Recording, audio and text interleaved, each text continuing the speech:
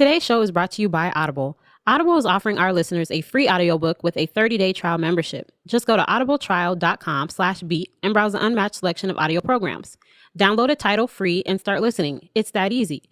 Go to audibletrial.com/BEAT. And I see the robin. I'm just searching for equality, looking for some reason, no finding no apologies. But I do want opportunity, hard work, it ain't new to me. Hey everybody, it's your girl Rach Da Gem back for another week of Melanin Boulevard. Per usual, we have an amazing guest. This week we have Philip Butler representing The Secret Project. Thank you for joining us today. Thanks for having me, Rach. It's really cool. Cool being glad to be here. Thank you. So we're gonna get to know all about you. But first, I kind of want to talk about your week. How's your week been going? It's been full. Yeah. It's been full. Yeah, it's the first week after the semester over, so finished do a lot of grading and stuff. But just the chance to spend time with family, and that's been good. But trying to recover, man. The education piece, and this whole COVID thing has been it's been a lot to put together. But we still here. Yep, we still living, just living in a different way. So that's good to hear. I kind of try to keep up with what's going on out there. And to be honest, I've been super focused on just trying to create content. I really have not been paying a lot of attention to what's been happening. One thing that happened this week was the IG Live with Nelly and Ludacris. Did you catch that? I did catch it. Were you in there? I was in there for a little bit. I popped in and out. Nelly was having tech problems, and I was just kind of like, Yeah, it was. At least with with Jill and Erica that got fixed after a while. But this Yeah. one seemed throughout the whole one. Who you think won though?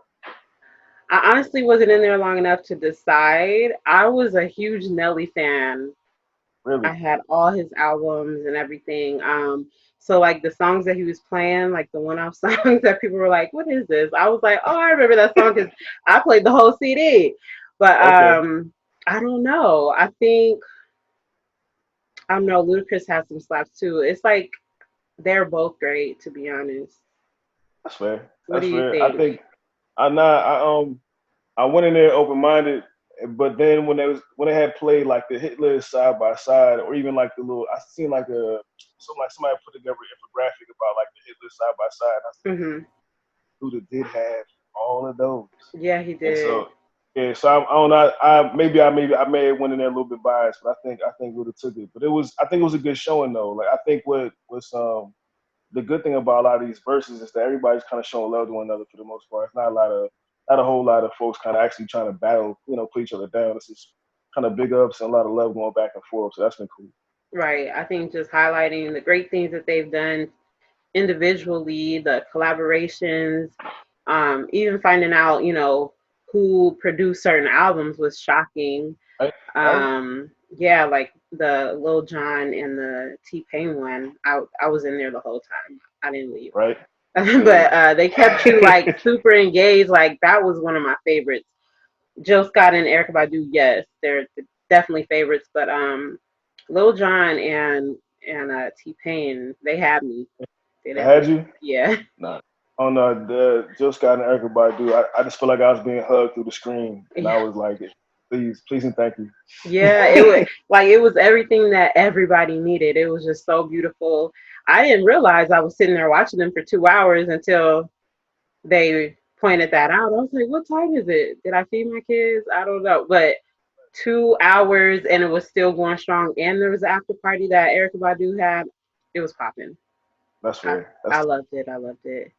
We had to do dinner time at the house, so nah, we didn't make the after I party. was like, y'all eating chips tonight. I'm in this party. Nah, it's totally fair. Totally fair. Yeah, so that's pretty much, what I've been doing, working and watching these versus battles when I see fit. Luda, or not Luda, but Trina and Trick tried to do their own little Thursday one. It didn't, I Yeah, mean, there was it people didn't. there, but again, tech problems. Right, it didn't pop. It But wasn't popping. I don't know, but I think I can say at least twice this time during the what I'm saying this quarantine we party with the First Lady, you know what I'm saying, Michelle Obama was in there. It's like I was telling my wife, I was like, babe, I need to. I'm low key thinking about sending a tweet out, but like, Michelle, we shouldn't keep meeting like this. You know what I'm saying? But and she was like, Barack, finna get you. So I say, maybe I stop. Yeah, he don't play about his woman, okay? Nah, you don't. You shouldn't though. Yep. You shouldn't.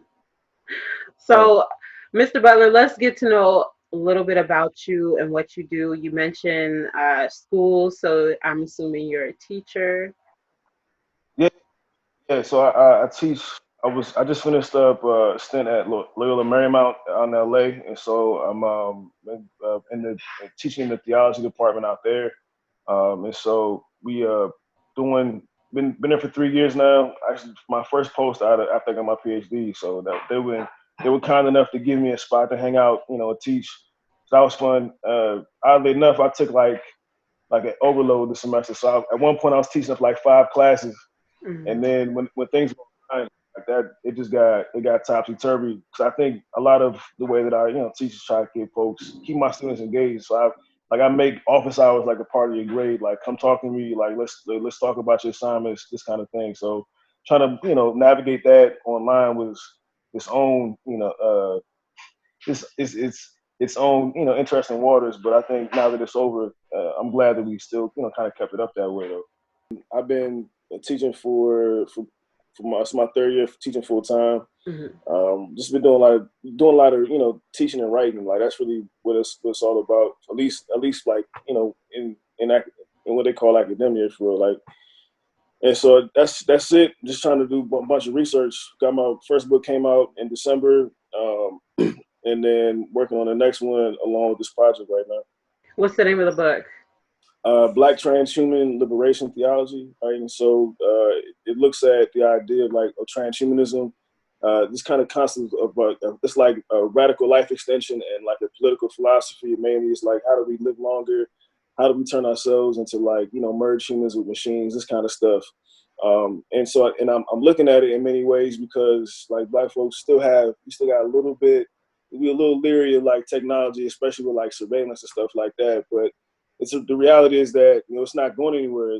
In many cases, it's only getting worse, and Mhm. so like we can't really afford to you know act like we don't want to be a part of this thing or pretend like this is not going to happen. And so part of the argument is that we can use technology to even make our spiritualities better, even to make our theologies better, and then also be the progenitors and the creators of technologies. Because if we don't, then we just gonna keep using everybody else's stuff. Like everybody using Zoom. Zoom is somebody else's stuff. I don't know how Right. many Black folks is on the board of Zoom or who actually made it. And so things like that, like Google ain't ran by no Black folks. So things like this, like we be subject. We'll continue to be subject to other people's realities and imaginations if we're not the ones making it. So the idea is that as we continue to work towards or away from the kind of world that we currently live in, this post antebellum America where folks are still having a hard time showing up and running in a neighborhood at the very least or sleeping in their own bed.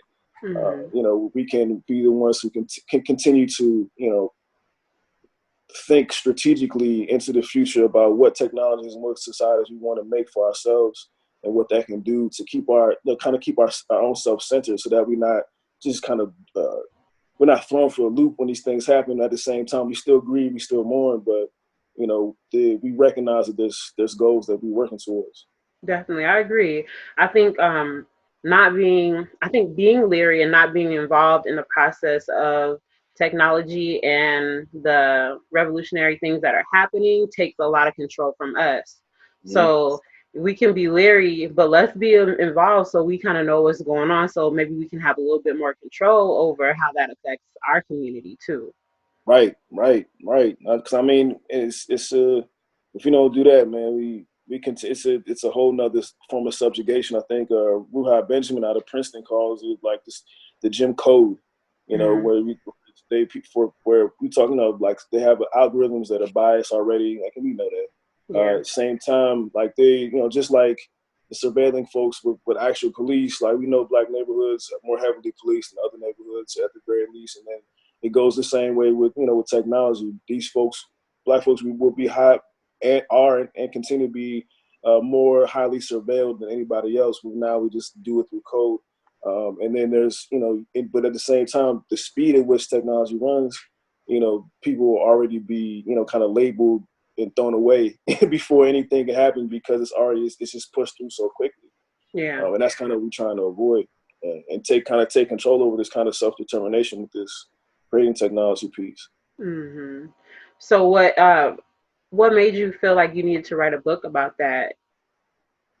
No, that's a good question. So I was in my coursework, right? I first went to school to do like neuroscience and spirituality. That was like I was doing my PhD. Like we were kind of these two trying to bridge these two seemingly broad and in some ways like distinct concepts. But I think in many ways like we embody the things we believe anyways.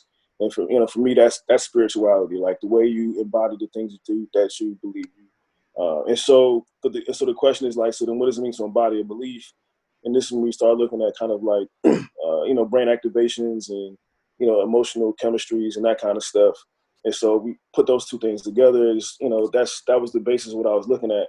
But even more so, we talk about Black spiritualities. Nobody's really looking at and making like a catalog of like Black spiritualities and the way they affect Black bodies. Hmm. But I also went to coursework right during the time with Trayvon and Mike, right, and Sandra and all these folks. I think Sandra Bland was there. I was working on my qualifying exams really, and so the whole I knew that I really just couldn't do like just like some basic stuff that just seemed to be kind of broad and universal. It had to be for something. I had to write this for folks that that claim me and that I claim, right, and it couldn't just it had to be something for us. Hmm. And then when I started thinking about these things, this is when, like, because neuroscience and spirituality, right? If I'm bridging them in one way and then start talking about Blackness, like, what's liberative about these two things in terms of what it means for for Black folks? And so I've just started thinking about like the future, right? Like, even we start talking about being the measures that we take against systemic violence and racism, right? It's not going to change like tomorrow and the next second. And if it did, right, that would be legit active, like some divine activity. At the Yeah. same time, it's probably going to come in the future, and so thinking about what the future is going to be like and what's going to be most prevalent in the future. This is when I started thinking about technology, and so this is kind of where I added that fourth dimension into my own work, right? So I focus on neuroscience, technology, spirituality, and race. Like those are my four like areas. And then this is where kind of all of these things kind of come together. And so the book is more or less, right, how do we merge our bodies and our spiritualities with technologies for us to work towards more liberating realities? Like what does it mean for us to utilize tech along with the way in which we understand how we embody the things we believe to make the world a different place? Mm. That's those 4 items to put all of that together is pretty genius because it is thinking forward too, because these are all things that are going to be there no matter what. They're not going anywhere. So how can we put it all together to benefit us? So what's one of the ways that you came up with? So words, you're very kind. Thank you for your nice words. But I think so. I think I look at it at least in a few different ways. The first one is really to be unapologetically yourself. Like that's its own kind of thing, right? And so regardless of how you identify, how you understand yourself and your Blackness, right? I think one of the first part of a liberating kind of reality is just your ability and your willingness to kind of step out and be that, right? Because we talk about like the social imagination or what it means for people to make room for who you are, right, in the middle of like of their own understanding of the world. If you show up outside of how they understand the world to be, you're already perceived to be a threat because you're disrupting the way they see the world. And so the whole point is to kind of fracture and disrupt and dismantle. And in many cases, right, just kind of just throw a live bomb into like people's perceptions, because like you can't continue to try and control the way other people show up and then suggest that that's freedom. Mm. And so I think that's the first part. And I think the second part, right, is just kind of find where you fit, right, in the construction of technologies. And I don't think this is really has to be something in terms of like something as narrow as like coding and creating apps or software or hardware, because language itself can be a technology. Even like the way we understand blackness, meaning is a technology, because it's an extension of ourselves. Like if we were just ourselves kind of moving about in the vacuum, that'd be one thing, but we're not. We're sitting on couches right now, or and the idea of a couch is so, because if we just had this thing, that is a couch, but we didn't know what it was, right? There's the meaning that connects us to the idea of a couch, to sit on the couch, would even puts us in relationship with it in a different way. And so like it's recognizing the way in which we respond to technology, something like even like culture, and so but also it kind of forces us to kind of look at our bodies differently too. And so those are the first two ways. The third one is really just, man, create, right, and put technologies out there. So this is part of the reason why I like while we work towards like the Secret Project, because Secret Project does a few different things in terms of being like a container for Black consciousness, right, a space for self-reflection, but also, right, we're thinking about like a post-COVID world where I think over 16 million jobs have already been lost, right, at the very least, and it's probably going to continue to go up. And as we've seen after like the last recession, right, the jobs that came back was trash to begin with, and so, right, like how do we create opportunities and ways for people to live that do not look like the ways that previously have been set up. And so one of the things we're looking into on top of this is, right, so is to actually kind of make Secret be like Syrian election, put in everybody's house, but also give as a smart device, right, give people ownership over the data that they have and contribute to the project, right? And so, right, this would, require giving folks like data licenses and things like that, but the data that you contribute to, not only talking to the robot in terms of your emotional state and your mental health, but even like the purchases that you probably make through like if you order something through the larger Secret platform, but mind you, we're not there yet, but this is just thinking ahead, right? If you all the activities and stuff that you engage in right through this platform become data points that you can then own, and if your ownership suggests that you can leverage it, right? But that's the tricky part.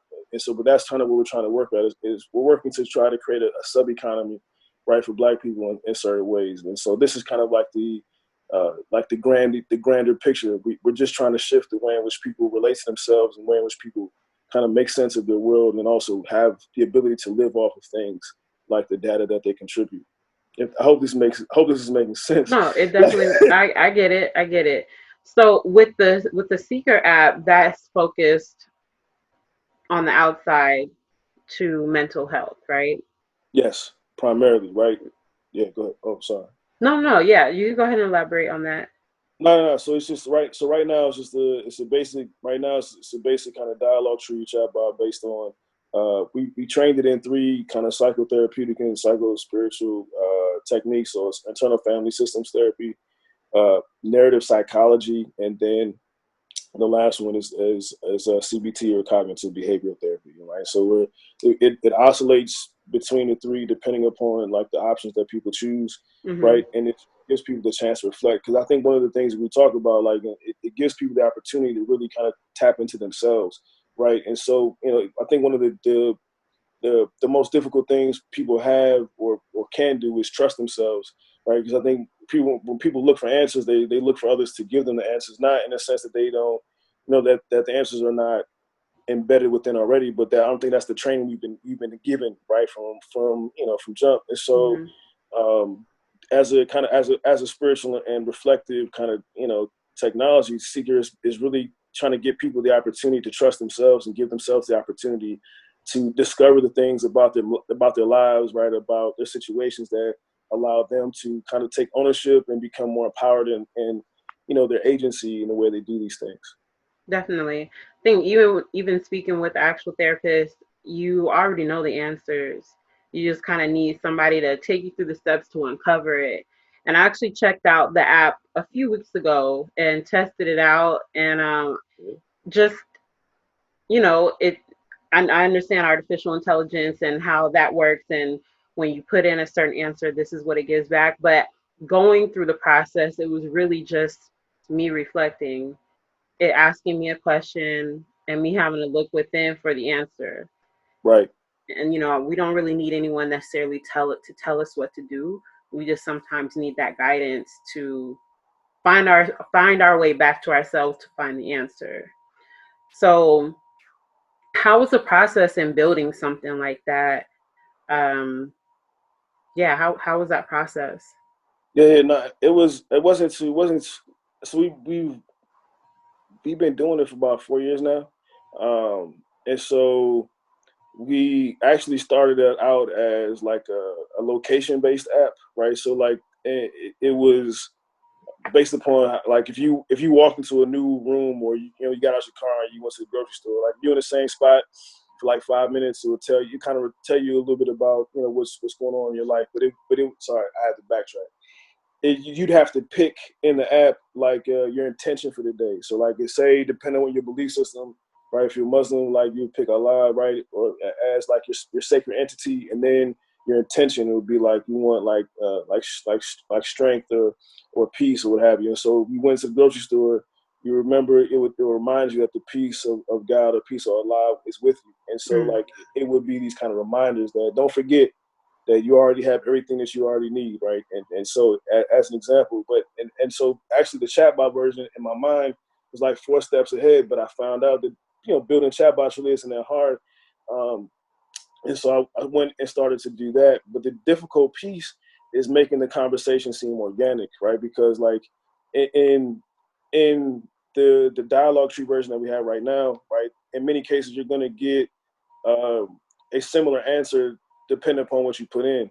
But the whole point of it is to make it seem like these answers are affirming, right? That these answers make sense to whatever to the responses that you placed in, Mm-hmm. right? And that it doesn't just seem super duper cookie cutter. And so like the whole point is to kind of go in and smooth out the rough edges of the conversation to make it seem like you're on you're having a meaningful conversation with somebody that cares about you and is actually giving space for you, right? Because the this piece is a smaller piece to like the larger AI that we're building, and that one it can do it on a certain level, but sometimes the context won't be able to pick it up because that one is actually trying to respond to like every little thing that you're putting in there, and so it's much more difficult to build than the one that we currently have.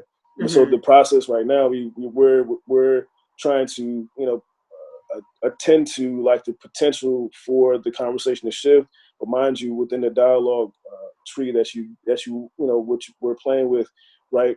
It's one that guides the conversation in a very specific way, and I think you could probably feel that when you were in there. Mm-hmm. Yeah. Um, so the one that you have now, it's kind of not so general, but a little general. But the bigger one, it gets to the specifics. So Yeah, it'll feel a lot more like catered to that specific person versus maybe just a general answer of. yeah, and that is the difficult piece, right? Mm-hmm. I think that's what like the larger tech companies and everybody is really trying to chase right now. And so like and so this is where we recognize that that's still like a little ways off, Mm-hmm. because just trying to tweak it and to get it just right, especially when we're talking about something like emotion regulation, right? And just trying to get the AI to capture it correctly and make sure that and to make sure that it functions that in a way that doesn't seem random, right? Because if it focuses on the wrong thing that somebody says to it or types into it, right, it'll throw off the direction of the conversation, and it'll seem much more inauthentic than it really wants to. And so Yeah. that's the kind of thing that we're trying to capture. So do you have a background in like mental health? So, and a lot of my work is focused on the neuroscientific side. I Mm-hmm. have I have a little bit of training in IFS, but the a lot of what we do to make sure that everything seems kind of clear and clinically sound, right, is we talk to clinicians and practitioners regularly to make sure that our flows sound a lot like what somebody would say, in an actual kind of clinical setting, right? And so Mm-hmm. we're trying to make sure that that the correct steps are being taken, but we don't want to. We're still trying to trick folks just a little bit, so they don't feel like they're talking to like a therapist. Yeah. When it comes to mental health, I think that there's always going to be a wall up. And so that feeling of being dissected or telling your business, because of course, what happens at home stays at home, is Right. always an issue. So when this was launched, how was it received? Yeah, so we're still working on that. If I'm being straight up with you, right? So folks, I think that is one of the main barriers we're having to deal with is trying to get that trust. But I think when folks get it, so it's the trust barrier, and then people want to come in and get answers. And so one of the things we're trying to get people to recognize is like trust the questions, because Mm-hmm. the questions are for you. But at the same time, we're still trying to get people to recognize that as we're setting this up, we're working on getting it to be completely HIPAA compliant, right? So that the back end is completely right, anonymous, right, and so that their work is the work that they put into is not something that we just be out here just kind of sharing it with folks, and that they can feel safe and secure. And we're not Mm-hmm. just out here trying to monitor people, right, and to to kind of delve into their lives. I think what's also important, and I put this in one of the earlier versions of Secret, but I don't think I reiterated it as much in the last one, is that Secret really isn't asking you any personal questions. Be like, so part of one of the good things about the IFS model is it really doesn't ask you too much about like actually what happened. The Mm-hmm. kind of the point is to recognize like the message associated with the emotions and the thoughts that you have, right? So if you realize that you feel this way, if you can create a safe enough distance between recognize that it's a part of you and not the entirety of you, then what is this part of you saying? And if you can get to this message, then the idea is that can you accept it, right? And then can you love on it, right? Can you give it space within you, so you're not trying to fix it and change it, or react to it in fear. And so a lot of the questions that we've programmed into it are not to really kind of delve into, right, the specifics of like each person's situation to make them to really kind of push them away in that way. Yeah. So when it I think maybe I'm just going to ask this in a question. Do All you right. think that with this COVID-19 thing and everybody being at home more, that Mm-hmm. maybe they'll be a little bit more accepting of the app? You might see a little bit more openness and a little bit more willingness to try it, with everything moving to online. Even my counseling sessions were online for the. I think last week was the first week that I went in person.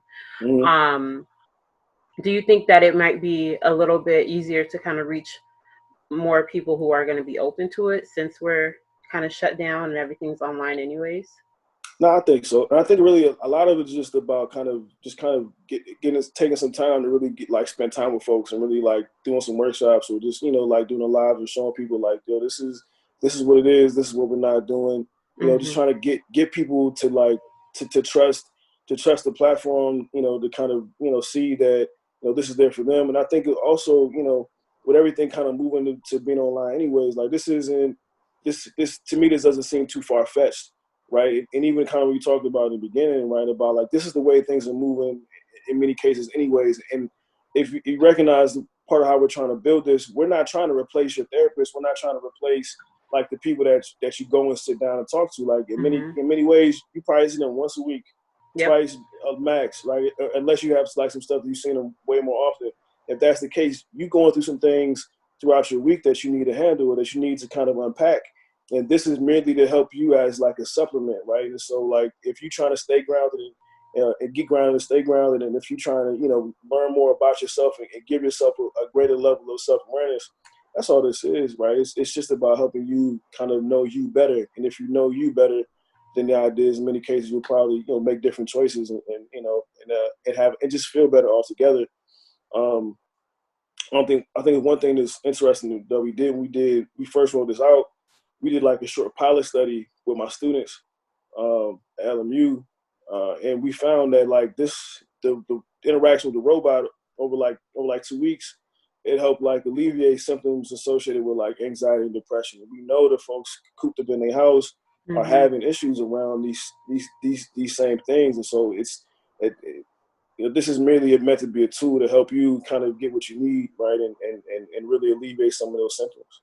Yeah, I was actually going to point out exactly what you said, the fact that it wouldn't even replace, someone that you're already seeing in person, because I would see, the person I see once a week, Mm-hmm. even if that gets cut back to every other week.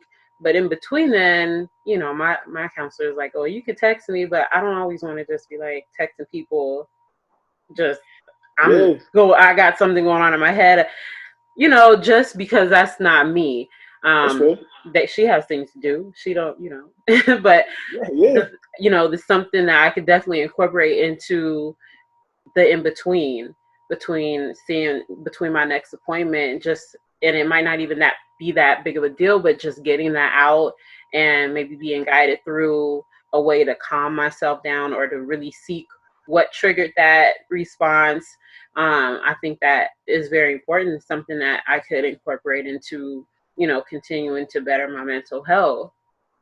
So I was definitely going to point that out. No, no. I think that's an important thing to highlight, right? Because I mean, um, I think I like the fact that right now it's currently like just on your phone, right? It's not something that Hmm. you're saying out loud. Like I think one of the benefits of that is it's super discreet. Like you could be anywhere in the world, and you know what I'm saying. And you could if you in quarantine, have a house full of folks, and they be like, "What you doing?" "Oh, I'm just on my phone." Hmm. But you checking in with yourself, you're unpacking some things, right? You're reading, because even if you like lose your train of thought, you just go right back to the previous question, right? And so Yeah. like, and so in this way, right, it just can be just a really really helpful space, right? In between whatever's going on, it doesn't you don't really have to you don't have to really sequester yourself or go somewhere. It's already at the kind of the tip of your fingertips. Yeah, definitely. I like that. I like the fact that you could be doing something else. You answer your little question, and the next question pops up, and you answer when you're ready. So you Yeah, can always go at your own pace. You don't have to feel rushed. This could go on throughout the day. So it's not like you have just your hour with your counselor. You kind of have time to kind of maybe let me sit back and think about that question, and I'll come back to it. Or maybe I'm not ready to answer that right now, and I'm yeah, gonna come back to it. So I yeah, really yeah. appreciated that. I like it. And texting is everything right now. When it comes to selling, and people always see a better result when they do email or text message alerts Mhm. versus email. You have a better open rate. So right now, text messaging is pretty much everything. Um, Yeah. when it comes to artificial intelligence, where else can we see artificial intelligence that we may not even know about? No, I think that's a good question. I mean, I think we one of the easiest place we can point out is like when we think that everybody's listening to us, right? Right, and we get those targeted ads, right? Yep. I think a lot of I was talking about that 5 minutes ago, Yep. but but it's partially that, but it's also right like behaviors and so forth. So if you were looking up something, then that's a quick behavior that gets translated back into it. And these are all kind of things that function in this kind of targeted marketing that also is functioning in like this kind of data scientific way. And so I think that's one of the ways when we think that the companies are being really smart, you know they're really just using stuff like machine learning and other Hmm. forms of artificial intelligence to kind of stay in front of our faces and keep our attention. I think one of the ones that we probably know about, but don't always give credit to is Netflix, right? The recommendation list, Recommendation. man. Right? So that recommendation list is definitely some artificial intelligence in terms of how it's functioning. And so I mean, you can think of AI, right, at least in three different ways. You got narrow AI that does something really, really specific, right? And so like kind of like what Seeker is right now, that the dialogue tree is really narrow. It's only going to talk to you about that. And then you have kind of like the general AI, which is the one that like most people are afraid of, right? Like it knows everything and it's super smart and and it can people think that it can be really dangerous, but we're not there yet, right? This is where like some folks call like the singularity, but the closest that we're probably going to get to right now is like a broad AI, and that's what we're working towards, right? Where you put together like multiple narrow AIs together to give like a larger kind of broader interface. And so you can think of it in terms of uh, like conversational AI like we have, or I don't know if you're familiar. Have you heard about the that robot that beat the AlphaGo player? No. So I think one of the hardest games in the world is called AlphaGo. And so they built an AI that could think of every possible outcome and every possible move and search moves. I think while it was playing in person, and I think by the second or third try, it was able to beat the world's best AlphaGo player. And so like there's you can think of it that way, or somebody as simple who plays video games. Like if you have the settings on like easy, medium, or hard. These are all kind of ways in which AI kind of functions. So it's already out there. You're already engaging with it, right? It's just a matter of like how you choose to see it as being part of your everyday life already. Definitely. I think people kind of get a little, I don't even know what word to use, afraid of artificial intelligence because they feel like jobs will be taken away.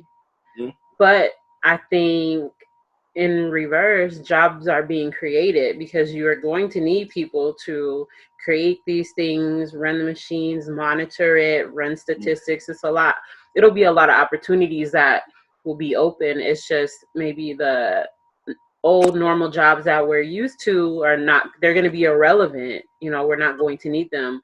Like at the grocery stores, when they started putting in the self-checkout, people were offended. Like, I can't believe they would do that. And why would they? And that's somebody's job. Right. But, this is the world. And now with COVID, it's kind of like, great thing that was already introduced because, now people don't even want to, what I'm saying, go down the aisle to get their groceries checked out. You have self-checkout now so that you can do it yourself to eliminate contamination if you really think about it. So that was already there, and it's benefiting us now if you really think about it.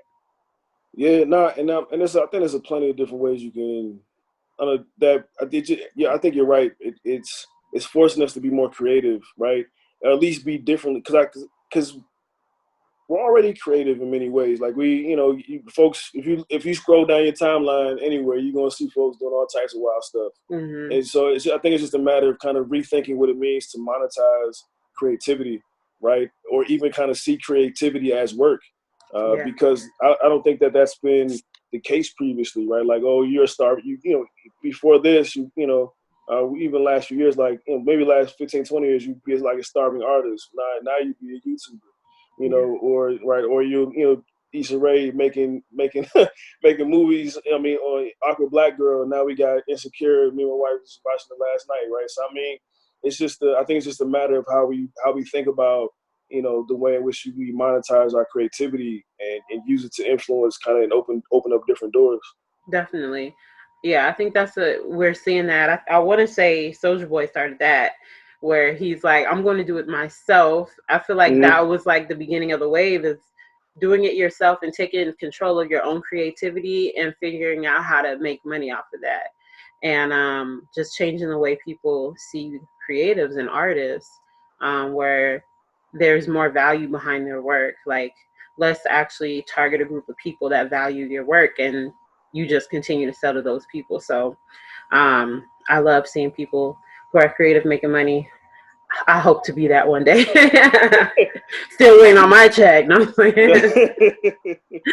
but I think this is definitely a shift into that direction, because now people are relying on that creativity. Now people are relying on the smaller businesses, and relying on these Instagram people to entertain them, these TikTok stars entertain them, instead of the bigger screen, because now the big screen is shut down.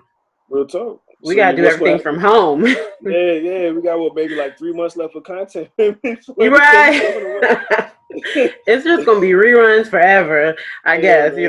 So it's like now we have to figure out, what we thought was important, who we thought were doing big things. They're shut down now, and now the people that were up and coming, the people that maybe we weren't looking at, now they're shining because we don't have no choice but to look at them. That's all we got. Yeah. So with the Secret Project, where can people find it, download it? How can they access it? Right. So right now, if you go directly to our IG page, Seeker_bot, the link tree, you have direct access to our site where you can see all our FAQs and learn more about kind of what our vision is. And from there, from that link tree, you'll be able to get to our tier-based program, and that's the one that's the dialogue tree one. And so that one gives you direct access to the bot. You can go up there and subscribe to our monthly subscription, and you'll get unlimited access to the bot. You can talk to as many times a week or a day as you want to. It's available 24/7, right? And I think we programmed it to where it has, I think, about a half a second response time. So you really shouldn't be worried about Seeker leaving you in the dark. And so those are the main pieces. You'll find it there, and that's So the site and everything is already linked to our IG. Okay. Yes, I love IG. That's where I'm at. So I'll definitely be posting those links. And with your book, I'm super interested in it because I really love things like that. Where can you just give us a name and where people can go purchase that? Right. It's Black Transhuman Liberation Theology. It's on Amazon. You can go to Bloomsbury Academic, and they have it. If you folks who are interested, definitely if you want to get a copy, let's talk, and we can find ways to make it accessible to your listeners. Okay, absolutely. Definitely, I love it. Spirituality and neuroscience, I feel like goes hand in hand anyway. So I'm here for it, and I love it. Make sure you guys follow him. Is there anything else that we need to know when it comes to how we can support you? Yeah, just if anything, it's my IG Futurist PHU, right? TURIST _. And then just make sure you subscribe. If we want to get this program going, it's for, I think what we got is for like less than a cup of coffee a month. It's $3.49 a month, unlimited access to the bot. We're releasing new features and new pathways for the conversation to go, to give you more ways to explore yourself.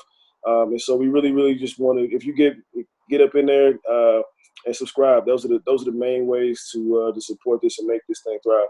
Definitely. Well, I'm excited. Can't wait to share. I'm telling everybody. I'm gonna tell my counselor because I think it would be a great tool to use in between. And it doesn't take away from what she does at all. So make sure you guys support him and make sure you check out the app, get it, subscribe to it, and it doesn't cost that much. So go ahead and get that. About 3 Black and Miles. I'm just playing. I don't even know how much Black and Miles are, but get you the app. You're on your phone anyway, so might as well do something that can make yourself better. Make sure you listen to Melanin Boulevard every Thursday. Don't forget to tell your friends to tell their friends, and maybe we could be friends. Tune in every Thursday. Don't forget to buy your Melanin Boulevard t-shirts. Launch those, and by the time this drops, it'll be Thursday. So Monday, I'm announcing the winner of the t-shirts. So congratulations to whoever won. And buy t-shirts. They cost more than $3, but go ahead and get you one anyways. So shout out to everybody listening. Make sure you tune in, and thank you. Thank you.